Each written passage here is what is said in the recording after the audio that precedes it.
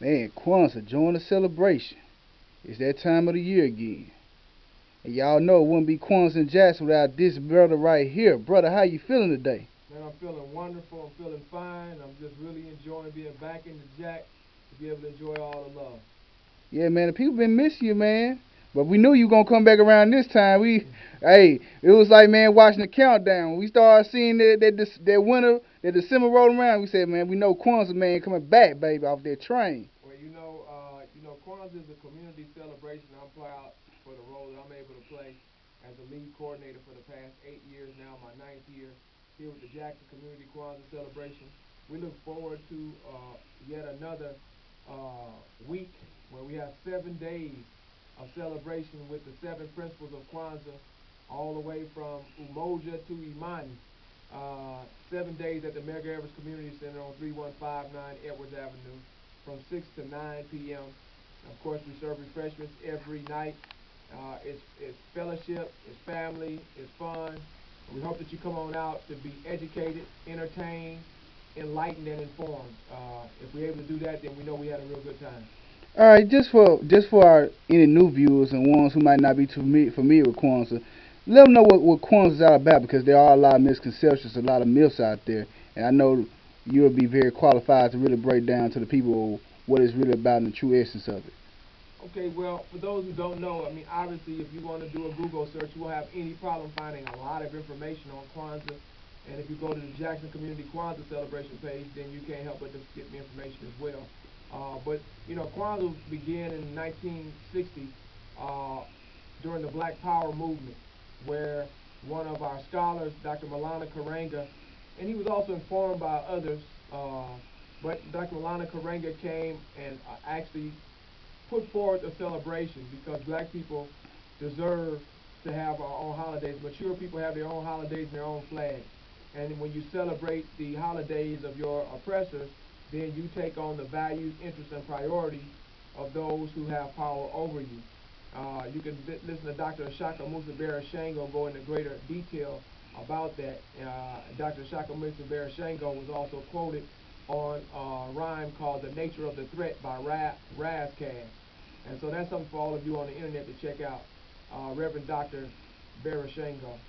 Nonetheless, so recognizing that mature people have their own holidays, mature people have their own flags, Dr. Karanga put forward the celebration of Kwanzaa, which is an amalgamation, meaning it took a little bit from here and a little bit from there, from the continent of Africa as it relates to the harvest celebration.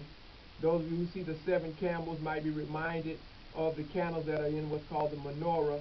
We have the Kunara, but in the menorah, for the Jewish celebrants, they have the candles as well. And so this celebration is an amalgamation of multiple celebrations which celebrate the harvest, the first fruit harvest.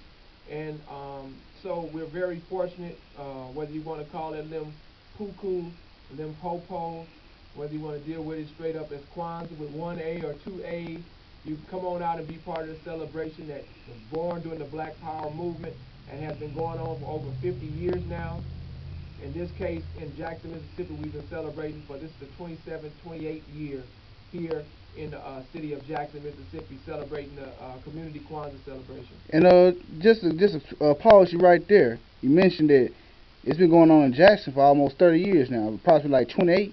28 for the Jackson Community Kwanzaa celebration, but groups like Women for Progress, the Malcolm X Grassroots Movement, another group, school called Black and Proud, the school Adiambo, some of them have been doing it for over 30 years right here in the city. Who were some of the early pioneers that you were able to work with, who had a hand in founding Kwanzaa celebrations in Jackson? Well, one of them is the Black and Proud School, and I know some of the people who were there, had the privilege to meet some of them who are a little bit older now. Of course, the Women for Progress with Sister Dorothy Stewart, um, and Angela Stewart, and a host of other women who are a part of that organization. The Malcolm X Grassroots Movement, they were on board before all of them came together up under one umbrella. There were other groups who are no longer in operation now, but nonetheless were very important. The Nation of Islam was involved at an early stage of Kwanzaa right here in the city of Jackson, and we were very fortunate that a man by the name of Brother Lukata came came here in the early '90s, and what he did is saw that different groups had separate celebrations at separate places, and he was able to work with Mr. Bill Griffith and Minister Brown to come and have the celebration, their separate celebrations in one space, so that it stretched out over a 7-day period. And at that time, it was Women for Progress, it was the Jackson Advocate, it was the Nation of Islam, it was the Malcolm X Grassroots Movement, and some other groups that were a part of that celebration. And so, thanks to Baba Licata, he was the one who actually brought together what was already in place, which also helped start some others. And that was like 27, 28 years ago. Interesting, interesting. And you've been in it for. This is my this is my 8th year, going into my 9th year. This will be my 9th year as the lead coordinator. So we know that you're a brother who's very passionate about the people and the culture and the history. You're a very liberation minded brother. You know. Appreciate that. So was that a main part in you being attracted to Kwanzaa here and jumping in and just kind of just taking it by the horns and I know it was stressful, but man, I seen you go through the years, man, and like I say, you gotta be a very liberation minded and patient minded African centered African man to really handle that thing. Well, this time of year is like herding cats. And any of you who are African centered and you're solution oriented, you know what it's like dealing with Negro mess, right? And it's really a pleasure and a privilege to be able to serve black people, but it can also be challenging. And so we have our own idiosyncrasies. We tend to like to be in our own little camps, and and we don't like to mix. We don't always mix well with one another. But Kwanzaa gives us the opportunity to come together and to move beyond the caricatures and be able to see each other for who we really are, and recognize that if we live by a certain set of principles, then we can all find space in harmony to work together. And you can't have harmony without respecting someone else's space. And so we're very fortunate and very blessed that Sister Martha M. Samaji came directly after Brother Licata, and as a result of that, he transitioned her into it, and then she transitioned me into it. And I had no idea that I would be doing this. I had no idea I'd be doing this long. I did it because there was a need. I was able to fill the need, and I've been able to ride it on out, and we've gotten better and better and better and better each year. Not only in terms of increasing our attendance, but also increasing the quality of what we present, and also the diversity of people who come to present, because each night has a different host. We have different entertainment, different speakers, and we bring a different flavor. And so each person has added a contribution. My major contribution to the Jackson Community Kwanzaa celebration, which was already in place before I got here, is we have a more structured program now. We open with a set of rituals the same way, and we close with a set of rituals the same way. And we also invoke our ancestral self in terms of our spiritual presentations as it relates to religion. We open the floor, so we have communal prayer. And I would say that those are my major contributions outside of all of the signs, the posters, and the videos that we show on the wall. And we've been blessed. Every year I get to do less and less because more people step up to do more and more. And when they step up in a qualitative way, where what they have to present is something that's going to uplift, entertain, educate, and enlighten the people, then it gives me an opportunity to step back more and more and more, which is something that I always wanted to do from the very beginning, as long as we have people who are qualified to uplift our community and enlighten our community, educate our community, and inform our community. True indeed, true indeed. Now another misconception that a lot of people have, that for one to attend Kwanzaa, they have to be a radical, you know, or Muslim, as we jokingly say sometimes. Yeah, I'm a black Muslim. Right. Yeah, people don't ask me what I am; they just tell me what I am. My father's a Baptist, my mother's a Methodist. I'm Pan African, so I'm all in the family. Right. And I don't shy away from the fact that I'm probably one of the more knowledgeable persons as it relates to a multitude of religions in this space. and I don't feel intellectually intimidated by anyone or in any room that I enter. And I'm just blessed by Almighty God to be able to have that type of constitution. But also, we have to recognize that the person who is truly spiritual operates with a great deal of humility. And so that's one of the truest tests if we want to conquer our lower self and gain self-mastery so that we can move into new dimensions of being the best version of ourselves. We have to operate with a certain amount of humility, actually a very high amount of humility. And so as a result of that, I'm very blessed to recognize that the more I the more I learn how much more there is to know. And when you know how much more there is to know, you recognize that all that you think you know don't match up to much when you consider how vast this universe, this multiverse, and this omniverse is. And so I'm a passionate person about this. A person who recognizes that black people deserve solutions to our problems. And to whatever degree we can use Kwanzaa as a platform to present our people with solutions to the problems that plague and are infested in our community, then that's something that we're going to do. And that's why we do financial literacy. That's why we also deal with economic literacy, which are not the same thing. That's why we deal with health and wellness. That's why we deal with cultural preservation and presentation.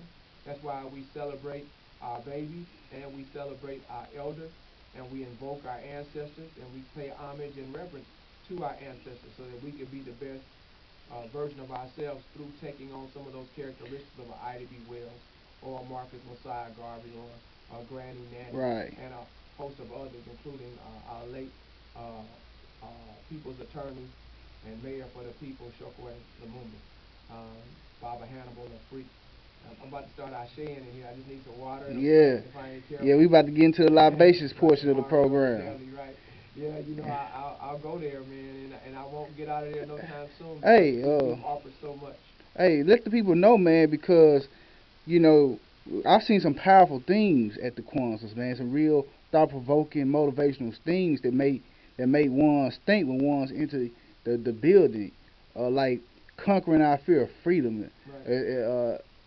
embracing and expressing your inner black divinity, Right. achieving and striving for black excellence, man, Right. and break some of that down. What motivates you? What motivates you to put those themes together and put that artwork together to bring out the things? Because with Kwanzaa, coming into the facility, you see images, bouncing through the walls. You see all these themes, and they're not violent things. They're not militant things, but they're militant in a way where it makes you feel proud to be black. And that's what people love about Kwanzaa. Because the people I talk to who've attended the event, they love the feeling. Right. So what's your inspiration for that, brother? Well, a lot of us we join groups and organizations in part for validation Mm. as well as a reconnection. Be a part of something bigger than yourself. Right, we want to be part of something. It's no different than people joining gangs or the Democratic or Republican Party to some degree, right? Truly. So, but in this case, you can reconnect them to yourself. That's why this year's theme is a Afrikan centered celebration of and for the best of our divine black. Hold up, break that word down. Afrikan. Why are you saying Afrikan as opposed to just African with the C? Because the Afrikan, when you break it down, is first son, soul, and we're dealing with a spiritual component that sometimes when we say African, whether we do it with a K or a C, sometimes that just might just be referring to a body of land. And so when we say Afrikan, we're still saying African, but we're also adding a spiritual component that speaks to the fact that we're the first people that were here. We also are connected to our black divinity as well. And so, when we start talking about the Amen, which is said at the end of all of the prayers of what's called the Abrahamic religion and spiritual practices, when you say Amen, the origin for Amen is not so be it, even though it is one of the definitions because of modern interpretation, but really, it's about the hidden one, the concealed one. And when you start talking about Ra, you're making reference to, it's a symbolic reference to the visible one. And so one of them represents the hidden energetic essence of creation. The other one represents the visible energetic essence of creation. And this is something that occurs at all times. It's constant. Okay, it's not a one-time thing and then it stops. The creation takes place every single day at all times. As long as the creation is in motion, it has to stay in motion. And that motion is an interplay between opposite forces, which we deal with as a duality. And that duality is what allows life to operate in the form of existence that it does. I don't want to get too deep, but many people already have this knowledge, and there's others who might be interested in the knowledge. That's why they come and be a part of Kwanzaa. They join these groups. But when we join the group, we bring our baggage with us. We bring our Negro mess with us. We bring what Marcus Garvey says is having had the wrong education, we have become our own worst enemy. It's that crabs in a barrel. Well, crabs didn't put themselves in a barrel. Okay? Crabs didn't put themselves in buckets. Crabs are not born in buckets. you know. How did the crabs get in the bucket? Who put them there? And why did they put them there? What type of education makes us our own worst enemy? Who gave us that education? Who created that curriculum? And for what purpose? Okay? That being what it is, we have to use these celebrations to help us resist our mental side. We have to be what Joy DeGrasse Leary called, we have to be the healing. Alright? When she talks about post-traumatic slave syndrome, we have to be the healing. We can't wait for those who broke us to fix us. It's insane to expect the people who oppress us and who benefit from oppressing us, who benefit from breaking us, from molesting us, from raping us, from maligning us, all right, from assigning us to inferior positions. We shouldn't wait for them to fix us. Even though it's not our fault that we are the way we are, it is our responsibility to fix it, to make it better, to not perpetuate it anymore, okay, to the degree that we have knowledge and within the capacity of our resources. Well, Kwanzaa is one of the opportunities that we can do by celebrating the best of our divine black self, celebrating black excellence, black divinity, and divine personal responsibility. When we do that, then we rise to the best version of ourselves, and then we reconnect, like the Sankofa bird, to that which came before us. We take the best from our past, we utilize it in our present to create a better future. That's what Kwanzaa allows us to do through the celebration of the Nguzo Saba and also creating a space where we can have meiotic balance. Indeed, indeed. But on that note, bro, I know you got a lot of groundwork to keep doing. I know you're on the road. Yes, Man, we here. We appreciate the time. The people appreciate the time, man. And I guarantee you, man, a lot of them gonna come see you in the flesh. So, well, are you gonna have something for them this year? well, every year, man, we got to do what we got to do to make sure everything is all right, and we create an atmosphere that it celebrates communal and family love. And every year, we got 6 to 9 on there, but some people don't get out of there at 9, because That's we be trying to true. feel that love for 7 nights. 7 nights. I know preachers that don't do revivals for 7 nights, but we do 7 nights, and we make Seven it happen. nights. We make it Yes. happen. We make it happen, and we gonna keep on making it happen. Right on, man. Yes, sir. We expect to see you in your either your fashionable church shoots or your very fashionable dashikis and kente cloth. We have to dress to impress. Yeah. I just do want to touch. I want to say thank you to Brother Eddie James for many years of committed Yes, service. sir. Obviously, Baba Bukata and Sister Imsamaji. To those who've gone on, like Baba Hannibal Afrik, like Charles Tisdale, I like say. Shokwe Lumumba I and say. Nubia Lumumba, like I Brother Frank say. Muhammad, like of course I Dr. say. Frank McCune, and I so say. many others who have gone on. Sister Teslani, who've gone on before us and helped pave the way to make Kwanzaa be what it is Yes, today here sir. I in say. Jackson and in other spaces. I want to thank, of course, all of the parents who bring their children out and stay with them. I want to thank all the people like Ada Robinson and Sister Dorothy Davis and others, and Brother Michael, who've helped with the food on occasion and help in the bathroom on occasion and help with the children on Mm-hmm. occasion. And there's so many more that I'm not naming, but all of them are important. I want to thank Love Vets if I can. If you're going to go, please, if you have a veteran in your family or you're a veteran yourself, please go to lovevets.org. That's LOVEVETS.org. Go to lovevets.org and donate or go to win a prize. And if you have veterans that need to be service connected, go check them out. I got to thank TCL Financial and Tax Service for continued sponsorship throughout these years. TCL Financial and Tax Service, where we don't just do taxes, We know taxes. And I want to thank Nice Creations over there on Highway 18, Brother D. Nice, who does work in the prisons on behalf of young people and helps them come out with entrepreneurial skill sets so that they don't have to keep going on that cycle of punishment, that they can rise higher. It's not enough to just say Kwanzaa. It's not enough to just say the Nguzo Saba and sing it out in song. That's very important. Not enough to just talk about Mayat and be able to recite it to somebody or hope tip somebody. We have to live these principles throughout the year, and some of those people that I just named have been living it for many years. And I just wanted to just give a shout out to them. And there's many others that I didn't name, but I definitely want to touch on them. Right on, right on. Well, you know, we're gonna go on, man, and continue this groundwork so the people can have something, which I know is gonna be off the meter, the African way. Like what they say, the substantial way. I know this is gonna be the African way. Right. You did the righteous way. So we hope to see you all there, family. Give them that time and place one more time, brother. That's right. That's at it's the Jackson Community Kwanzaa celebration at the Medgar Evers Community Center on 3159 Edwards Avenue. That's near Bailey and Mays Avenue, near Cade Chapel Church and Walton Elementary. If you can find those three locations, Bailey and Mays, Walton Elementary, and Cade Chapel. If you can find those three locations, you won't have no problem finding the Medgar Evers Community Center. Come on out from 6 to 9 p.m. every day from December 26th through January the 1st. We're going to have something for you and your family. I guarantee you it's an experience that you will never forget. Truly, truly. Well, with that being said, brother, peace and love, love and light, and we'll see you on the 27th.